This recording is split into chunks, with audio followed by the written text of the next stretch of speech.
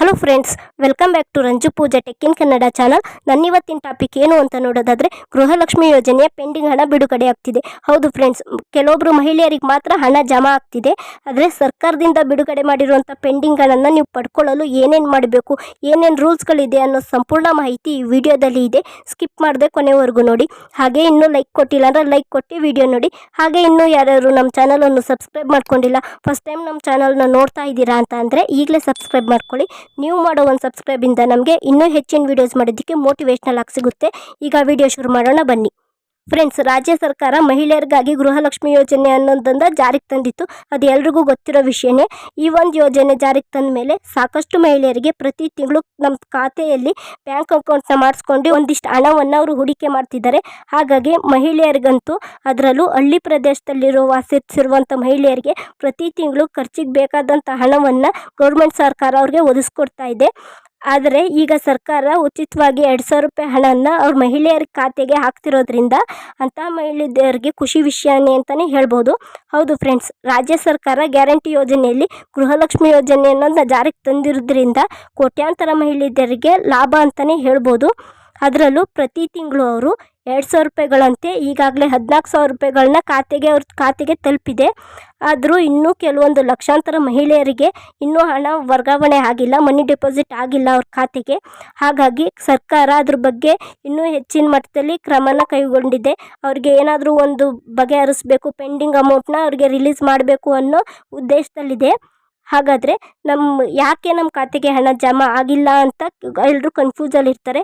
ಈಗ 5ನೇ ಕಂತಿನ ಹಣ ತನಕ ಬಂದು 6ನೇ ಕಂತಿನ ಹಣ ಬಂದಿಲ್ಲ, ಇನ್ನೂ 1ನೇ ಕಂತಿನ ಹಣ ಬಂದಿಲ್ಲ ಅನ್ನೋರು ಇರ್ತಾರೆ.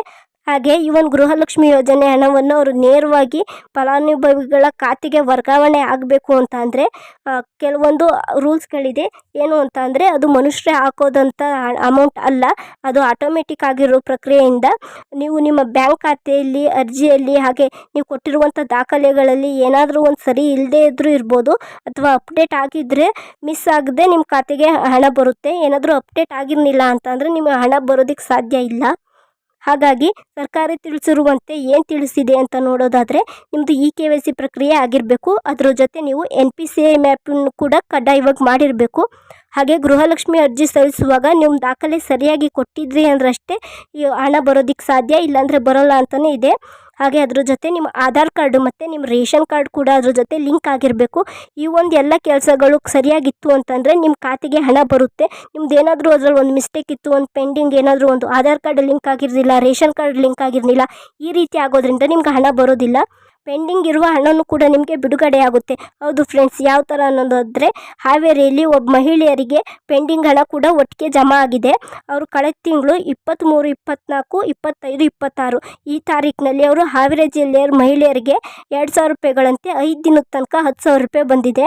ಫ್ರೆಂಡ್ಸ್, ಇದು ಖಂಡಿತವಾಗ್ಲೂ ನಿಜ. 23, 24, 25, 26ನೇ ತಾರೀಕಲ್ಲಿ ಅವ್ರಿಗೆ 10,000 ರೂಪಾಯಿ 5 ದಿನದಲ್ಲಿ ಒಟ್ಟಿಗೆ ಜಮಾ ಆಗಿದೆ.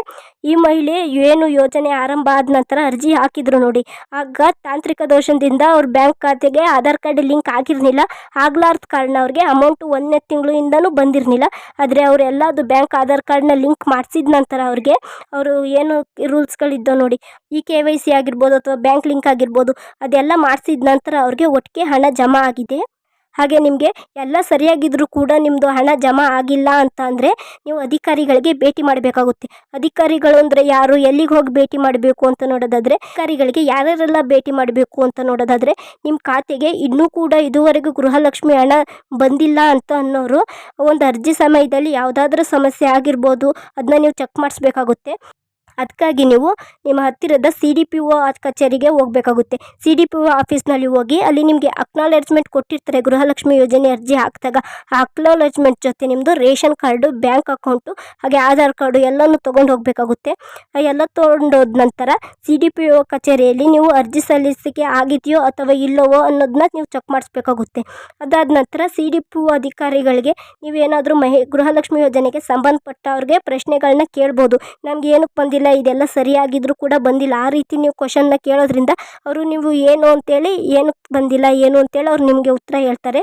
ಹಾಗೆ ನಿಮ್ಮದು ಎಲ್ಲ ಸರಿಯಾಗಿದ್ದು ಕೂಡ ಅದು ಅರ್ಜಿನ ಹಾಕಿದ್ದು ಎಲ್ಲ ಸರಿಯಾಗಿದ್ದರೂ ಕೂಡ ಅದು ಬಂದಿಲ್ಲ ಅಂತಂದರೆ ಅದು ತಾಂತ್ರಿಕ ದೋಷದಿಂದ ಆಗಿರುತ್ತೆ.